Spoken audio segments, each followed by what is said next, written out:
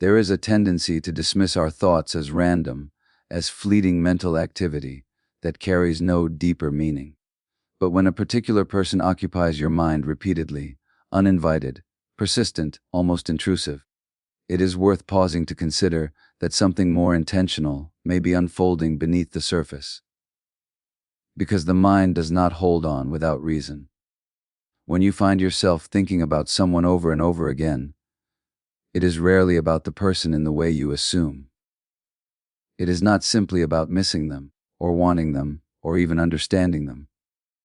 More often, it is about something within you that has not yet been fully processed. The thought is not the origin, it is the echo, and an echo, by its very nature, points back to a source. From a psychological perspective, the mind is designed to revisit what remains unresolved. It returns to experiences that carry emotional weight, especially those that were never fully understood, expressed, or completed. If something significant happened, whether it was connection, rejection, ambiguity, or loss, and your system did not have the capacity to fully integrate that experience at the time, it doesn't simply disappear. It stays active. Not always consciously, but in the background, influencing your attention, shaping your thoughts, drawing you back into the same mental space again and again. And because this process is subtle, it often gets misinterpreted. You might believe that the frequency of your thoughts reflects the importance of the person. But frequency does not necessarily equal meaning in that way. It reflects activation. Something in you has been stirred, and the mind is trying to work with it. But here's where it becomes complicated. Most people respond to these recurring thoughts by focusing outward. They ask, "Why am I thinking about them?" in a way that assumes the answer lies in the other person. They analyze the relationship, replay conversations, imagine different scenarios. They stay engaged at the level of the story. But the deeper question is not about them. It is about what the thought is pointing to within you. Because the mind is not just remembering, it is signaling. It may be signaling an unmet emotional need. It may be pointing toward a moment where you felt seen or unseen.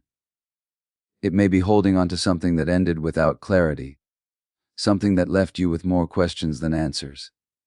And in the absence of closure, the psyche does what it knows how to do. It keeps the experience alive internally, hoping to eventually make sense of it. This is not a flaw in your thinking. It is a function of your system. The problem arises when this process remains unconscious. When you stay focused only on the surface, on the person, the interaction, the imagined possibilities, you miss the underlying message. And as a result, the loop continues. The thoughts repeat, not because they need to, but because they have not yet been understood. So the shift begins with awareness. Instead of asking, "Why can't I stop thinking about them?" you begin to ask, "What is this bringing up in me?" You turn your attention inward, not to judge or analyze yourself, but to become curious. You begin to notice the emotional tone of the thought. Is there longing, regret, confusion, a sense of loss, a desire for validation? And as you stay with that, something starts to become clearer. The person becomes less central. The feeling becomes more visible. And within that feeling is information. Because what you are experiencing is not just memory, it is something alive in your present moment, something that has not yet integrated into your understanding of yourself. And until it is, the mind will continue to revisit it, not to keep you stuck, but to invite you into deeper awareness. This is where the spiritual dimension begins to reveal itself, not as something mystical or external, but as a movement toward wholeness. The repetition is not there to torment you. It is there to guide you, to bring your attention back to something within that is asking to be seen, understood, and perhaps even healed. And when you begin to engage with it in that way, the relationship to your thoughts changes. They are no longer distractions. They become doorways. Because the truth is, what stays on your mind is not always what you need to hold on to. It is often what you need to understand. And the moment you stop chasing the person in your thoughts and start listening to what those thoughts are trying to reveal, you begin to move from fixation into insight. As you begin to look beneath the surface of these recurring thoughts, another layer reveals itself, one that is often more uncomfortable, because it challenges a deeply held assumption. We tend to believe that we think about someone because they are right for us, because there is something inherently meaningful or destined about the connection. But what if that isn't always the case? What if the mind is not seeking truth, but familiarity? The nervous system is not primarily concerned with what is healthy or aligned. It is concerned with what is known. It is shaped by early experiences, by patterns of attachment, by emotional environments that taught us what connection feels like. And once those patterns are established, the system begins to recognize them, not intellectually, but somatically. So when you encounter someone who, in some way, mirrors those early dynamics, whether through their behavior, their emotional availability, or even the way they make you feel, you may experience a sense of intensity that feels significant.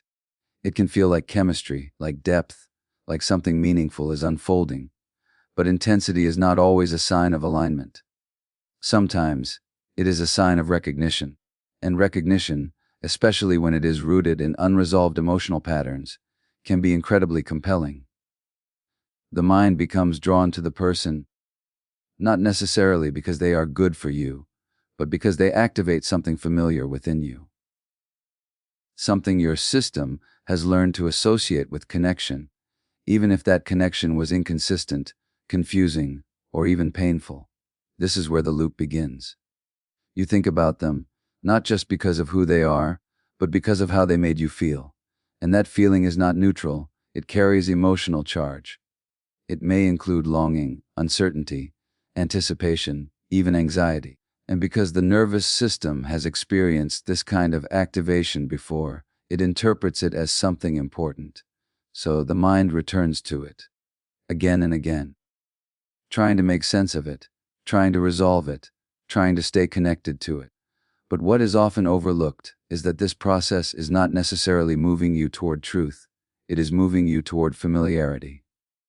And familiarity, especially when it is unconscious, can keep you engaged in patterns that don't actually serve your well-being. This is where awareness becomes essential, because once you begin to recognize that your thoughts may be driven by what is known rather than what is healthy, a different kind of question emerges. Instead of asking, "Why do I feel so connected to this person?" you begin to ask, "What does this feeling remind me of?" And that question shifts everything, because it turns your attention away from the illusion of the present moment and toward the deeper pattern that is being activated. You may begin to see parallels, subtle at first, then more you. The way this person communicates, the way they withdraw, the way they respond to your needs, it may echo something you have experienced before.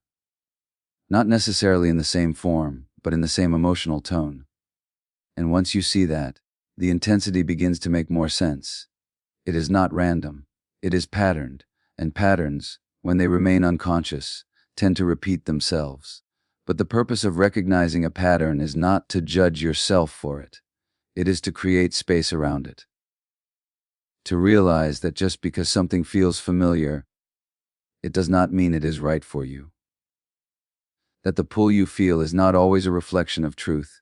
It may be a reflection of conditioning, and conditioning can be rewritten, but only when it is seen. So instead of being pulled deeper into the thought, you begin to observe it with a different kind of awareness. You notice the emotional charge, but you don't immediately follow it. You recognize the familiarity, but you don't confuse it with alignment. You create a pause, and in that pause, something new becomes possible. Because when you are no longer unconsciously driven by what feels familiar, you begin to open yourself to what is actually nourishing, what is stable, what is real, and that often feels different. It may not carry the same intensity, the same urgency, but it carries something else: clarity. And clarity, unlike intensity, does not pull you into loops, it grounds you. So the next time you find your mind returning to someone again and again, consider the possibility that it is not the person you are attached to, it is the feeling of familiarity they awakened in you. And once you begin to see that, you are no longer caught in the pattern. You are standing at the edge of changing it. Because real growth begins the moment you stop mistaking what feels familiar for what is truly right for you. As this awareness deepens, this recognition that what we feel is often shaped by familiarity rather than truth, another layer begins to surface, one that is even more subtle. Because when you look closely at the person you cannot stop thinking about, you may start to realize that it is not only about who they are, but about what they represent. And what they represent is often something you have not yet fully experienced within yourself. This is where the mind's fixation takes on a different meaning. It is no longer just about connection or memory. It becomes symbolic.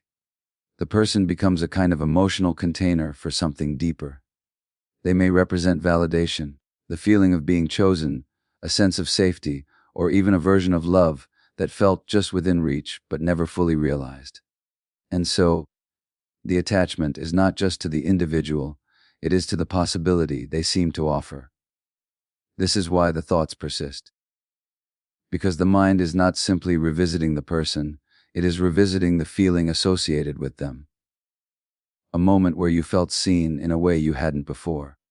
A glimpse of connection that felt meaningful, even if it was brief. Or perhaps a sense of potential, what could have been, what might have unfolded if things had gone differently. And when that experience is incomplete, the psyche holds on to it.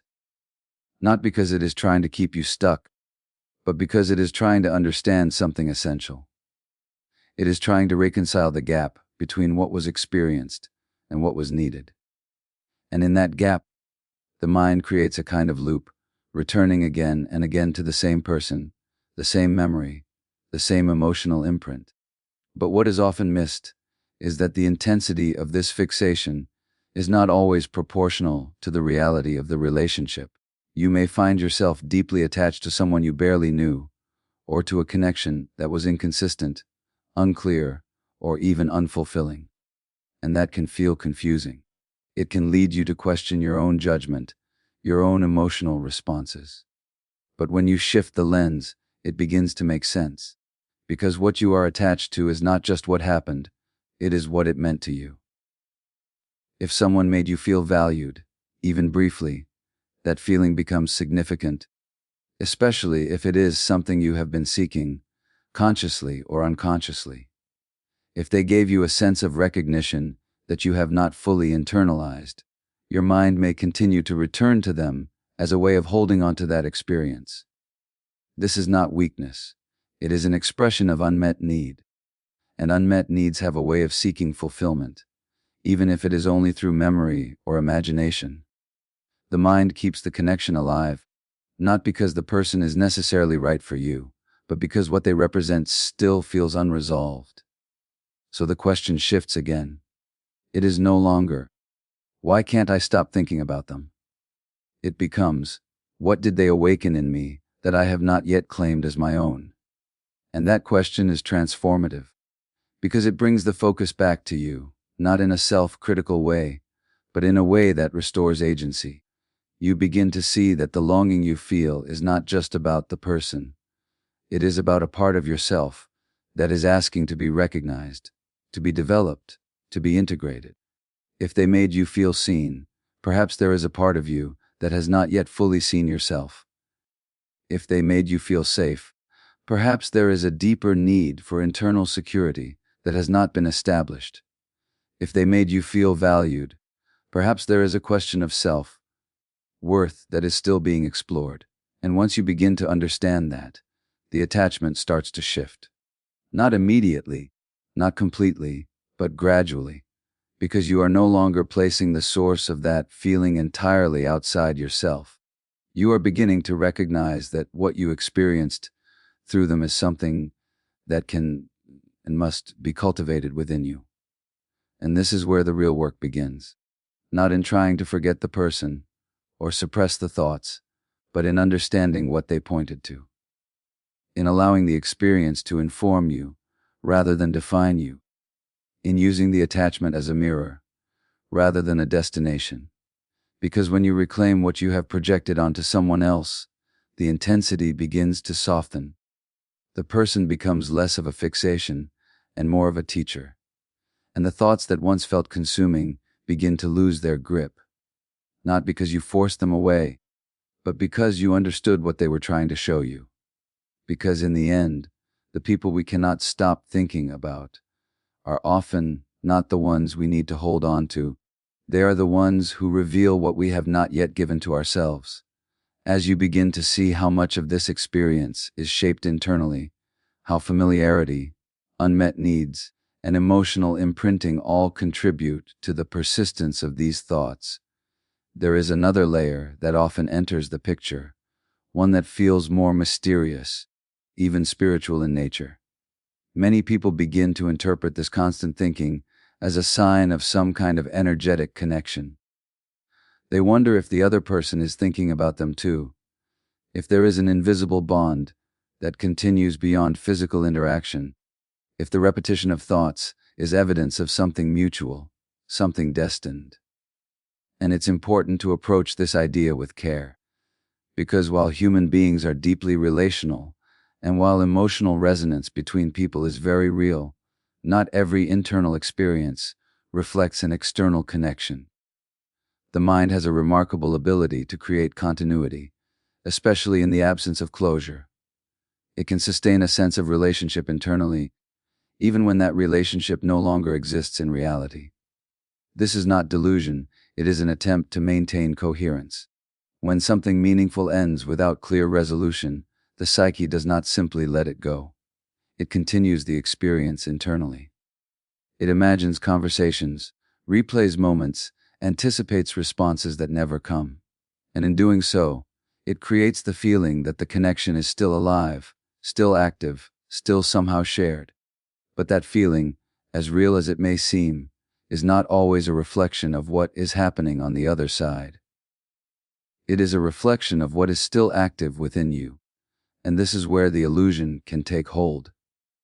Because when the mind repeatedly returns to someone, it can begin to assign meaning to that repetition. It may interpret it as a sign, something beyond psychology, something beyond personal experience. And while that interpretation can feel comforting, it can also keep you oriented outward, focused on the idea of the other person, rather than the reality of your own internal process. The challenge is not to dismiss the experience, but to understand it more clearly. Yes, there are moments in human connection that feel deeply resonant, almost as if something beyond words is taking place. But resonance does not necessarily imply permanence, and intensity does not guarantee mutuality. It is entirely possible to feel a strong internal connection to someone who is no longer engaged, no longer present, or never experienced the same depth in the first place. And when that happens, the mind may try to bridge the gap by creating a sense of shared energy, a belief that the connection continues in some unseen way.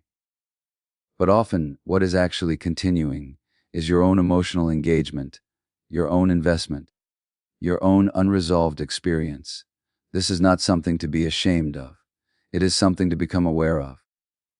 Because when you begin to recognize that the sense of connection you feel may be internally sustained rather than externally reciprocated, you gain a different kind of clarity. You are no longer waiting for signs, no longer interpreting every thought as evidence of something mutual. You begin to return to what is real. What is actually happening in your life, in your relationships, in your present moment. And this return is not a loss, it is a grounding. It allows you to step out of the illusion of connection and into the reality of your own experience.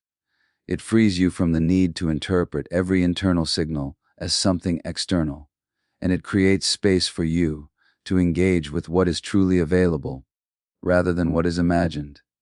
Because the truth is, not every connection is meant to continue. Some are meant to be felt, to be learned from, and then to be released. And holding on to the idea of an ongoing bond, especially one that is not grounded in reality, can keep you from fully returning to yourself. So the invitation here is not to deny the depth of what you felt, but to differentiate between what was shared and what is being sustained internally. To recognize that your experience is valid, but that it does not always reflect a mutual dynamic. And in that recognition, there is freedom. Freedom from waiting, freedom from interpreting, freedom from holding on to something that is no longer present. Because when you stop searching for confirmation of a connection outside of yourself, you begin to reconnect with what is actually yours. And that is where your energy belongs. Because the most important connection you can sustain is not the one you imagine with someone else. It is the one you are willing to cultivate within yourself. As this clarity begins to take shape, this recognition that much of what feels like connection is actually being sustained internally, another dimension of the experience becomes easier to see. And it is perhaps one of the most human aspects of all. The mind is trying to finish something that was never completed. When an interaction ends without clarity, without a clear resolution, without mutual understanding, without a sense of emotional closure, the psyche does not simply accept that absence. It continues the process internally. It replays conversations, revisits moments, imagines alternative outcomes. It asks questions that were never answered, and it tries, in its own way, to answer them. This is not obsession. It is an attempt at completion. Because the human mind is deeply oriented toward coherence. It seeks to make sense of experience, to create narratives that feel whole, that feel resolved. And when something interrupts that process, when a connection ends abruptly, or remains ambiguous, or leaves behind unanswered emotional threads, the system remains active. It keeps returning to the same point, not because it wants to stay there, but because it hasn't yet found a way to move beyond it. So you think about the person again. Not necessarily because you want them back, but because something in the experience still feels open. There is a lack of finality, a sense that something important was left unsaid, unexpressed, or unresolved. And the mind, in its effort to restore balance, begins to simulate what it did not receive. It imagines conversations where clarity is achieved. It replays moments with different responses. It constructs scenarios where understanding is finally reached. And in doing so, it creates a kind of internal closure, temporary, often incomplete, but enough to keep the process going. This is why the thoughts can feel so persistent. They are not random intrusions. They are structured attempts to resolve something that reality did not complete. And because the resolution is happening internally, without new input, the loop tends to repeat. The same questions, the same imagined outcomes, the same emotional responses, over and over. But here is the crucial point. The mind can simulate closure, but it cannot fully replace it. At some point, the empath, or anyone engaged in this process, must recognize that the answers they are seeking may not come from the other person. They may not come from a final conversation, or a perfect explanation, or a moment of mutual understanding. They may have to come from within. And this is where the shift becomes both difficult and necessary, because it requires letting go of the idea that closure is something you receive, and beginning to understand that it is something you create, not by denying what happened, not by forcing yourself to move on, but by acknowledging what was left unresolved and choosing to respond to it consciously. You begin to ask different questions. Not, why did they do this? But, what did this experience leave open in me? Not, what could I have said differently? But, what do I need to say to myself now? And in that shift, the focus returns to you. You begin to recognize that the loop is not just about the other person. It is about your relationship to the experience. About how you interpret it, how you hold it, how you integrate it into your understanding of yourself. And when you take ownership of that process, something begins to settle. The urgency decreases. The repetition softens. The need to revisit every detail starts to fade. Because you are no longer waiting for the outside world to complete something for you. You are engaging with it directly, honestly, and with intention. This does not happen instantly. There may still be moments where the mind returns, where the old questions resurface. But now, there is awareness. And with awareness comes choice. You can notice the pattern without being pulled into it. You can acknowledge the thought without needing to follow it all the way through. And gradually, the experience integrates. Not because it was resolved externally, but because it was understood internally. Because the truth is, the mind does not hold on to what has been fully processed. It holds on to what still feels incomplete. And the moment you begin to meet that incompleteness with awareness rather than avoidance, the process begins to move. Because closure is not something you wait for, it is something you participate in. And the moment you stop searching for the ending outside of yourself, you begin to create it within. And when all of these layers begin to come together, when you start to see the emotional imprint, the pull of familiarity, the projection of unmet needs, the illusion of connection, and the mind's attempt to create closure, something deeper begins to reveal itself. You begin to understand that this experience, as consuming as it may feel, is not ultimately about the other person. It is about you. And this is not a dismissal of what you felt. It is not a way of minimizing the connection or reducing it to something insignificant. It is, in fact, the opposite. It is an invitation to take the experience seriously enough to ask what it is asking of you. Because every persistent thought carries energy. Attention is not neutral. Where your mind goes repeatedly, your emotional energy follows. And when that energy is continuously directed towards someone else, especially someone who is no longer present or available, it creates a kind of displacement. You are investing inward experience outwardly. And over time, this can create a subtle form of disconnection, not from others, but from yourself. Your awareness becomes oriented around what they meant, what they felt, what could have been. And in that orientation, your own internal world becomes secondary. But the repetition of these thoughts is not just draining your energy. It is pointing to where that energy needs to return. This is the deeper invitation. Not to suppress the thoughts, not to force yourself to move on, but to follow the thread back to its origin. To ask, with honesty and without judgment, what part of me is still invested here? And more importantly, what is that part actually needing? Because beneath the fixation, there is often something very real. A need to feel seen, a desire to feel chosen, a longing for emotional safety, a question about your own worth. And these are not things that can be resolved through another person, not sustainably, not completely. They may be reflected through connection, but they must be rooted within you. This is where the experience begins to transform, because instead of trying to release the person directly, you begin to reclaim what you placed onto them. You recognize that the attention you've been giving outward can be redirected inward, not as a withdrawal from life, but as a return to yourself. You begin to sit with what you feel, not to analyze it endlessly, but to understand it. You allow the longing to exist without immediately attaching it to a face, a name, a memory. You let it become what it actually is, an emotional signal, not a directive. And in doing that, something shifts. The intensity begins to loosen. The thoughts become less charged. The person becomes less central.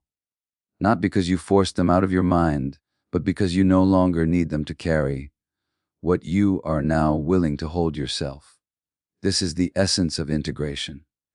It is the process of taking back the meaning, the emotion, the significance that was once projected outward, and allowing it to exist within your own awareness. Not as something to fix, but as something to relate to differently. And from that place, your relationship to the experience changes entirely. What once felt like attachment begins to feel like information. What once felt like longing begins to feel like insight. What once felt like loss begins to feel like direction. Because you are no longer asking, how do I stop thinking about them? You are asking, what is this showing me about myself? And that question opens a different kind of path, one that leads not back into the past, but forward into awareness, into a deeper understanding of your patterns, your needs, your capacity for connection. And from there, your choices begin to change. Not through force, but through clarity. You become less drawn to what is unresolved and more oriented toward what is grounded. You begin to recognize the difference between intensity and alignment. And perhaps for the first time, you start to relate to yourself with the same level of attention you once gave so freely to someone else. And that is where the real shift occurs. Because the goal was never to forget the person. It was to remember yourself. And once you begin to do that, consistently, honestly, without abandoning your own experience, the grip of those thoughts begins to release, not because you push them away, but because you no longer need them to guide you. Because in the end, the mind does not hold on to people to keep you stuck. It holds on to them to lead you somewhere deeper. And the moment you follow that path inward, you stop chasing what is outside of you and start becoming whole within it.